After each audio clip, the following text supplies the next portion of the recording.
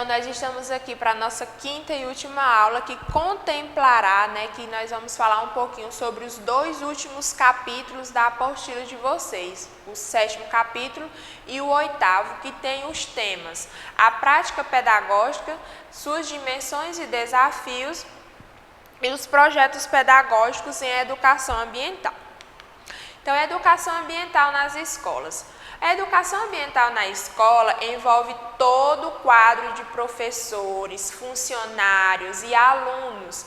Vem como um processo de reconhecimento de valores e esclarecimento de conceitos, objetivando o desenvolvimento das habilidades e modificando as atitudes em relação ao meio e aos princípios sociais e ambientais da coletividade. Então, nós precisamos ver toda a evolução da educação ambiental, todas as tendências, todos os documentos que regem a educação ambiental, para a gente chegar aqui no 7º capítulo do nosso livro e ver que a educação ambiental na escola, ela precisa ser abordada por todos os que compõem a escola, desde o vigia, zelador, secretário, professores, alunos, diretores, coordenadores, Então, precisa ser abordado, trabalhado, discutido e executado por todos da escola, porque só assim vai levar ao quê? A uma reflexão ampla do tema da educação ambiental e também, por consequência, a conscientização de todos que ali estão. Então, diante da problemática ambiental amplamente discutida, a escola aparece como um espaço onde o aluno dá sequência ao processo de formação, de valores e socialização. O que nela é feito, dito e valorizado, representa um exemplo daquilo que a sociedade deseja e aprova. Comportamentos ambientalmente corretos devem ser aprendidos na prática, no cotidiano da vida escolar, contribuindo para a formação de cidadãos responsáveis. Então, é ali na escola, lendo textos, teoricamente, depois indo para a prática, que a gente vai conseguir, contribuir para a formação desses cidadãos reflexivos, críticos e responsáveis com o meio ambiente. Então, trabalhar a educação ambiental na escola como forma de programas paralelos envolve a construção de atitudes e competência com toda a comunidade escolar que, baseada no Seminário de Belgrado, estruturam-se em consciência, a gente vai levar atividades que promovam aí a conscientização dos alunos, como, por exemplo, a leitura de textos, A gente vai estar lendo um texto, a gente vai estar ajudando na conscientização, ajudando no conhecimento, E fazendo com que eles mudem as suas atitudes e tenham aptidões de fazer atividades que promovam aí a educação ambiental, a conservação do ambiente, e que eles tenham aí a capacidade de avaliação e de ação autocrítica no mundo. Torna-se possível, diante dessa perspectiva, dentro da comunidade escolar, aplicar ações que alcancem as necessidades locais com intervenções no dia a dia. A educação ambiental nos PCNs. Então, quando a gente fala de PCNs, que são os parâmetros curriculares nacionais, que é um documento aí que auxilia o professor na sua vida escolar, no seu planejamento cotidiano, das suas ações, das suas atividades, ele tem como tema o meio ambiente. Então, quando a gente quer fazer um projeto do meio ambiente ou que o assunto é o meio ambiente, a gente recorre lá a esse documento que são os parâmetros curriculares nacionais. E o que eles nos dizem? O que eles nos dão de suporte?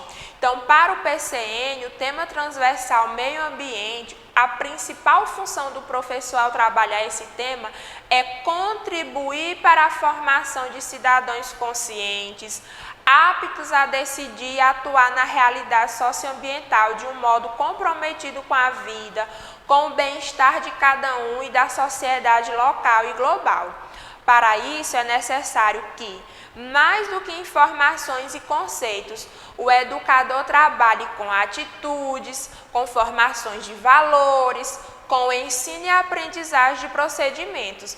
Então, a função do professor, de acordo com os parâmetros curriculares nacionais, é não somente levar informação, mas fazer com que aquele aluno ele seja um cidadão crítico e reflexivo e que ele coloque todo aquele conhecimento que ele adquiriu na sala de aula, que ele leve para fora, né? E ajude aí a localidade, a sua cidade, o seu estado, consequentemente o seu país, né? Por isso que fala aqui, que ele se preocupe, que ele seja comprometido com o meio ambiente, seja ele a sua realidade local ou a sua realidade global. Então, isso é o que nos dizem os PCNs.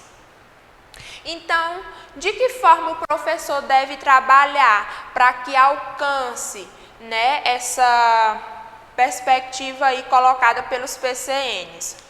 Então, da mesma forma, é necessário que os professores busquem com os alunos outras fontes, enquanto desenvolvem suas atividades, por meio de pesquisas em livros e do levantamento de dados, conversando com os colegas das outras disciplinas. Trabalhar a interdisciplinaridade é de extrema importância, pessoal. Ou convidando pessoas da comunidade, como professores especializados, técnicos do governo, lideranças, médicos, agrônomos, moradores tradicionais que conhecem a história do lugar, entre outros. Isso permitirá aos alunos uma visão crítica e racional da questão ambiental, embasados em fatos concretos e contextualizados. Então, como é que o professor vai fazer para que esse aluno ele tenha uma visão ampla, né? E que ele seja responsável? Então, não só ficar atrelado ao livro didático, mas fazer com que o aluno conheça outras realidades. Traz um morador antigo ali da região onde a escola está localizada para dizer como era o ambiente, por que está assim hoje. Leva o engenheiro agrônomo, leva o aluno lá no rio da sua cidade que é poluído, para ele ver com seus próprios olhos como é a realidade e para que ele possa refletir, é certo? Não. O que é que eu posso fazer para mudar essa realidade? Né? Levar o aluno em loco também é muito importante. Então, o professor deve não ficar atrelado somente ao livro didático e à lousa, mas fazer com que ter outras medidas, aliar a teoria à prática. Educação ambiental na educação infantil. Então, a educação infantil, ela é a principal, porque a criança ela está naquela fase de descobertas. Então, quanto mais cedo inserirmos a educação ambiental na vida da criança, melhor será. Então, a escola é o espaço em que a criança inicia o seu processo de interação com a sociedade. O que nela se faz, diz e valoriza, representa um exemplo daquilo que a sociedade aprova. A educação infantil é o começo da vida escolar de todos, período em que se aprende conceitos e valores, os quais são levados para toda a vida. É através da curiosidade que a criança desenvolve cada vez mais a capacidade de agir, observar e explorar tudo o que se encontra ao seu redor. Por isso, necessita de orientações para ter uma aprendizagem significativa que contribua para o seu desenvolvimento cognitivo, afetivo, psicomotor e social. No ensino fundamental, é um processo que visa formar uma população mundial consciente e preocupada com o ambiente e com os problemas que lhe dizem respeito a uma população que tem os conhecimentos, competência e estado de espírito, as motivações e o sentido de participação e engajamento que lhe permita trabalhar individualmente e coletivamente para resolver os problemas atuais e impedir que se repitam. A educação ambiental, ela pode ser abordada de diferentes formas na sala de aula.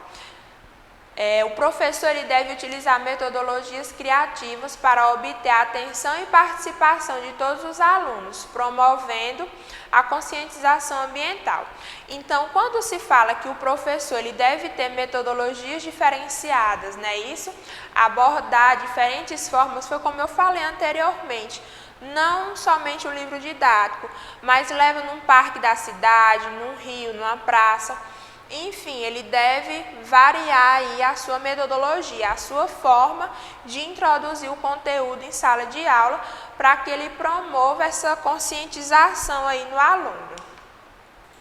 A educação ambiental na gestão pública, mediação de interesse, ela vai mediar o quê? Os interesses e conflitos entre atores sociais atuantes sobre a problemática ambiental, conjunto de problemas ambientais que são percebidos a cada momento pela sociedade. Em comunidade, qual é o objetivo da educação ser trabalhada em comunidade? É desenvolver trabalho com as comunidades carentes, principalmente as cidades pequenas que não possuem saneamento básico. É de extrema importância levar informação para as pessoas. A falta de saneamento acarreta em vários problemas. Então, a educação ambiental nas comunidades, ela tem esse objetivo de conscientizar as pessoas, principalmente em cidades pequenas, que em muitas ruas ainda não tem saneamento básico. Então, a falta de saneamento básico acarreta em outros problemas, né, de saúde, principalmente para as pessoas que vivem ali naquele local. Então, leva essas informações para estar evitando alguns problemas. E a educação ambiental em unidade de conservação. A ENSEA é considerada um instrumento orientador que deve ser efetivamente utilizado por todos os gestores e demais atores de instituições envolvidos com o planejamento e a execução de ações de comunicação e educação ambiental em unidade de conservação e seu entorno. É importante frisar que esta política pública deve se caracterizar como um primeiro passo para a elaboração de documentos e políticas que abranjam a diversidade de áreas destinadas à conservação ambiental e à ocupação por minorias étnicas. O que é essa ENSEA? É Estratégia Nacional de Comunicação e Educação Ambiental.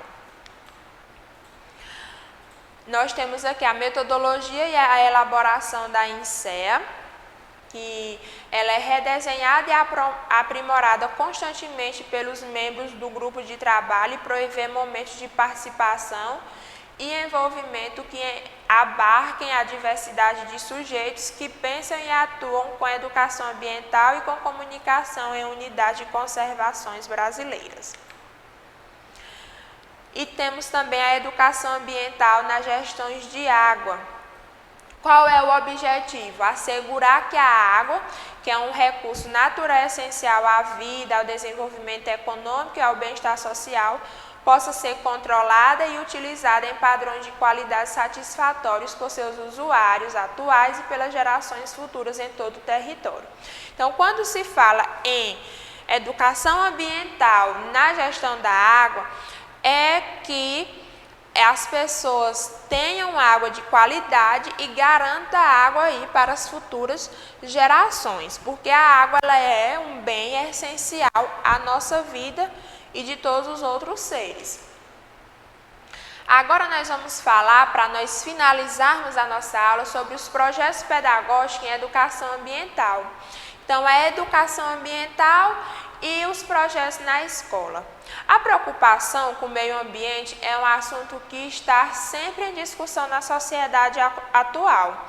É comum que empresas, fábricas e até a população em geral realizem ações em prol da natureza como uma forma de reduzir os impactos causados no meio ambiente pelo uso incorreto dos recursos. Diante desse cenário de preocupação e mudanças de hábitos, surgiram inúmeros projetos de educação ambiental. A princípio, as ações desses projetos eram mais voltadas para o espaço escolar, mas hoje estão em toda parte. Então, o ambiente escolar é o espaço destinado à formação intelectual das crianças e, por isso, são nesses espaços que os projetos de educação ambiental começam a se desenvolver. Desde os anos iniciais da educação infantil até o ensino médio, são desenvolvidos projetos que têm a finalidade de conscientizar e incentivar as crianças e jovens a repensarem suas ações de modo a respeitarem o meio ambiente. Então, os projetos ambientais variam de acordo com a idade dos alunos, indo desde as campanhas de arrecadação de materiais recicláveis até ações mais complexas. Então, o meio escolar é o meio aí destinado à formação do intelecto. Então, é por isso que esses projetos eles são desenvolvidos no âmbito escolar, né, que são levados desde a educação infantil até o ensino médio. E as atividades variam aí de acordo com a idade das crianças e suas habilidades. Então, os principais projetos de educação ambiental: campanha de arrecadação de caixinhas de leite para fazer transformação, reciclagem, campanha de arrecadação de óleo usado, que serve para fazer sabão, horta orgânica, fabricação de brinquedos com materiais recicláveis e feiras de ciências. Nós sabemos que existe o quê? Um roteiro para a elaboração de projetos na educação ambiental. E qual é esse roteiro? Primeiro é identificar o problema. Qual é o problema que eu tenho na escola ou no entorno da minha escola ou na minha cidade, né? Depois eu vou apresentar um diagnóstico das necessidades educativas. Em seguida, eu vou elaborar uma proposta de intervenção educativa. Nessa proposta, eu vou apresentar o título do meu projeto, o resumo, a introdução do projeto, o diagnóstico, a justificativa e o plano. Depois, o objetivo geral e os objetivos específicos. O que eu pretendo alcançar com esse meu projeto? E a metodologia, né? De que forma eu vou desenvolver? Quais serão as atividades desenvolvidas nesse projeto para alcançar os objetivos? E os métodos de avaliação, de que forma eu vou avaliar os meus alunos? Será de forma qualitativa, né? Será somente de forma quantitativa ou qualitativa e quantitativa, né?